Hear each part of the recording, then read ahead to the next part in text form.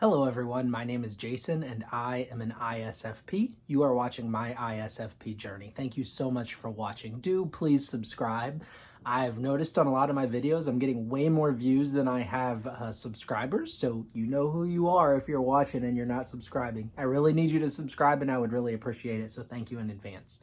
Today I want to talk about the ISFP's relationship with procrastination and the ISFP's relationship with starting work or starting a job and then a project. Let's call it a project. If I say starting a job, it sounds like employment. Starting a project and leaving it undone or walking away from it in the middle of it.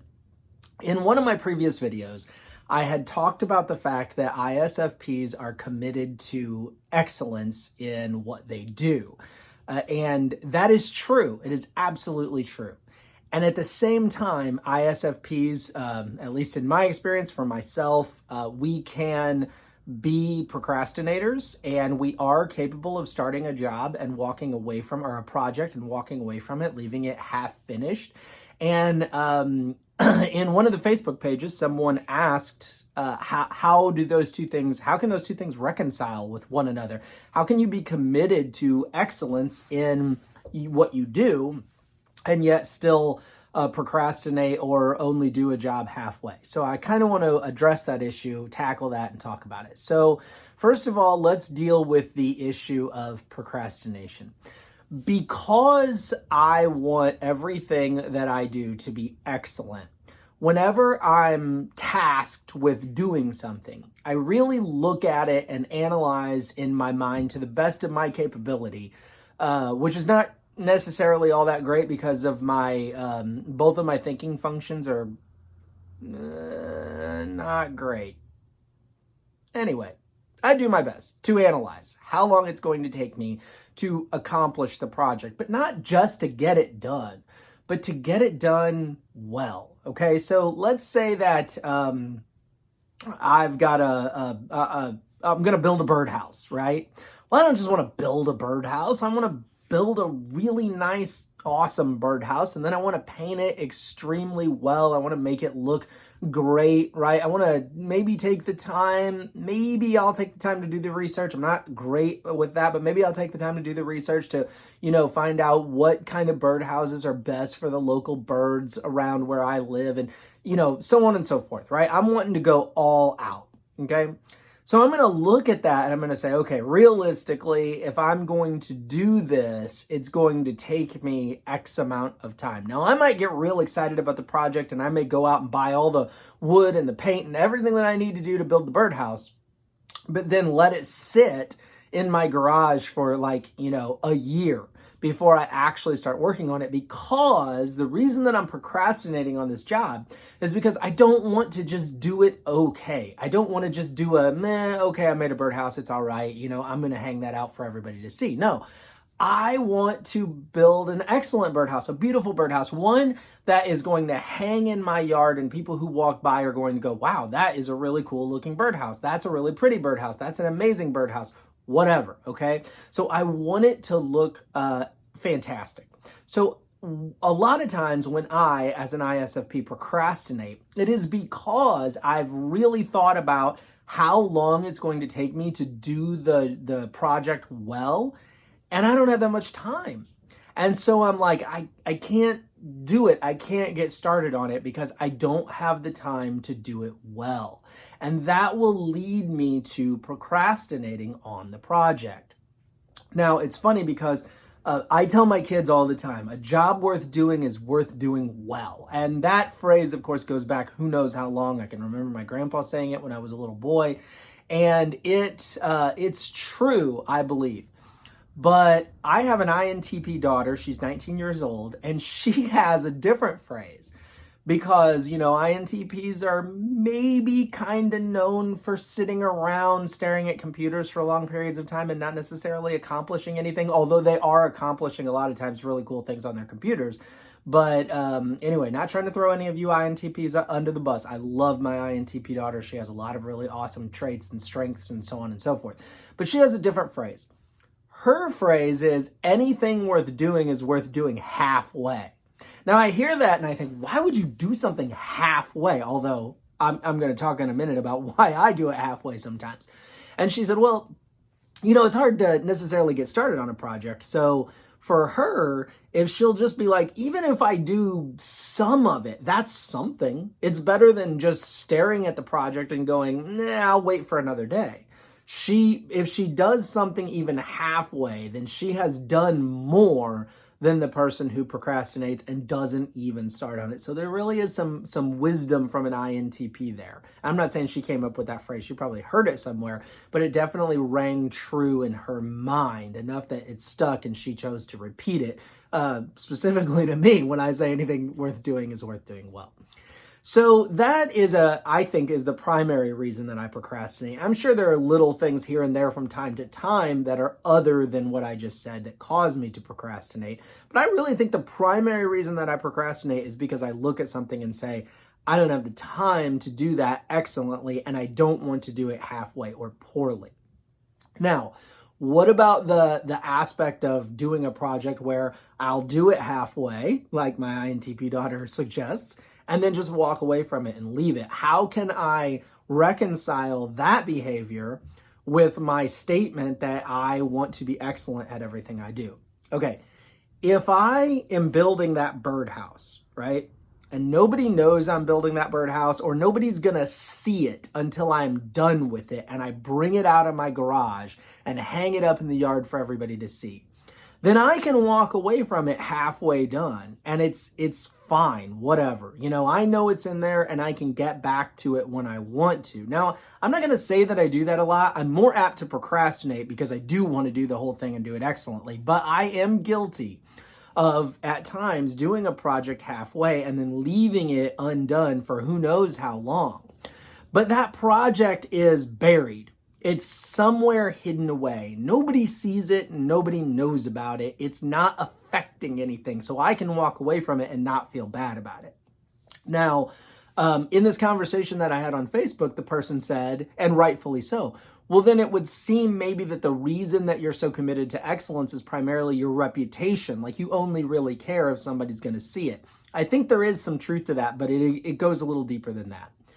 It's not just my reputation, although that is part of it, right? Like if I'm going to roll something out and say, okay, this is something that I have created. This is my product. This is my contribution to those around me.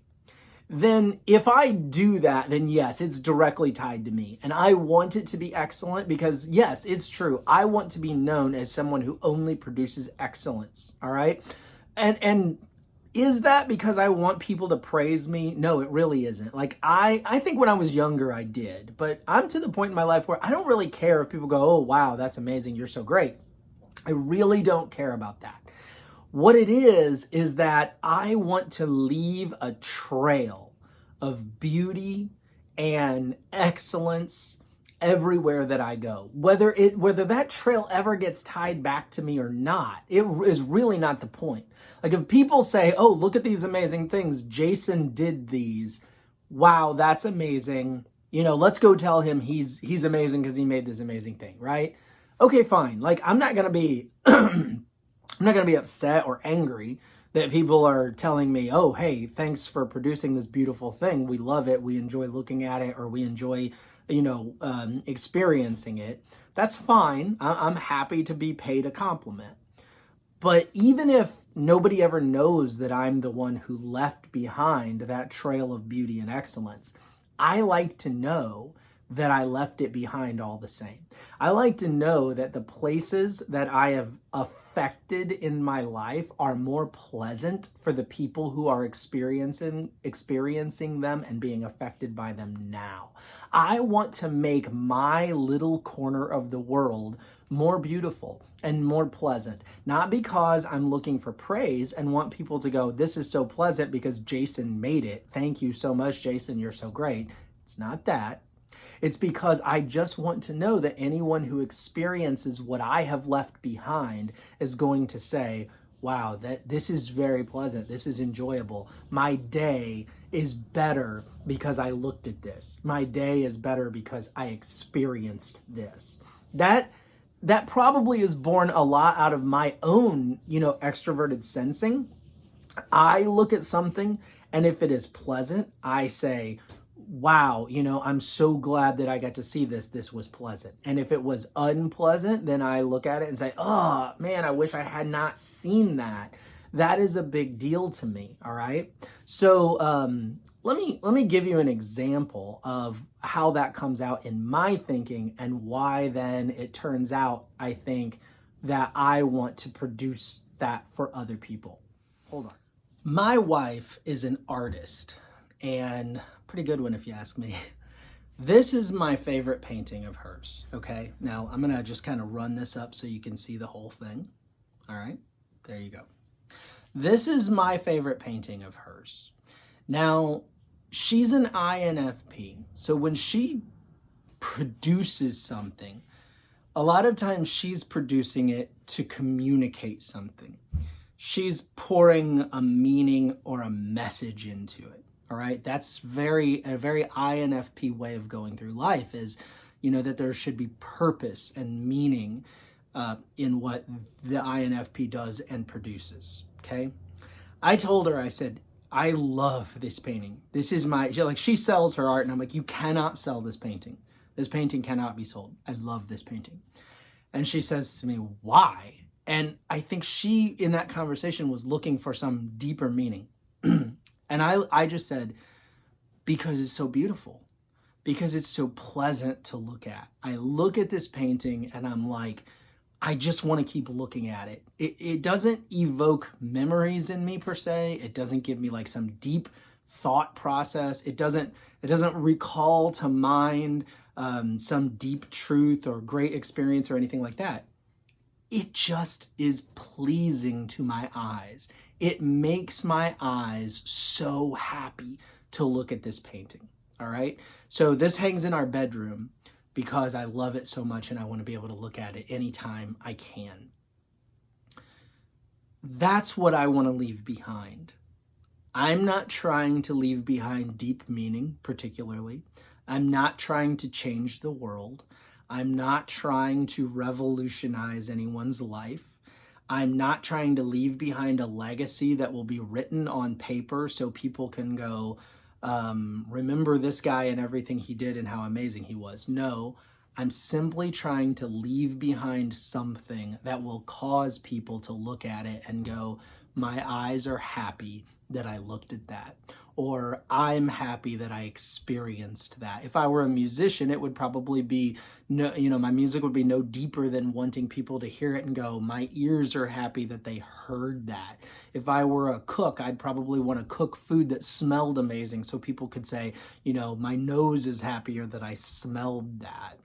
Now, if nobody's going to experience what I'm going to do, I can walk away from it. I can leave it behind. It doesn't matter. But if I'm going to complete it, and if I'm going to put it out there for anyone to see, then I want them to be able to look at it, experience it, and say, my day, it doesn't have to be their whole life. I'm not trying to change their lives, but I want them to say, my day, this moment of my life is better because I laid eyes on this thing that somebody produced. Now, I know it was me who produced it. They don't need to know.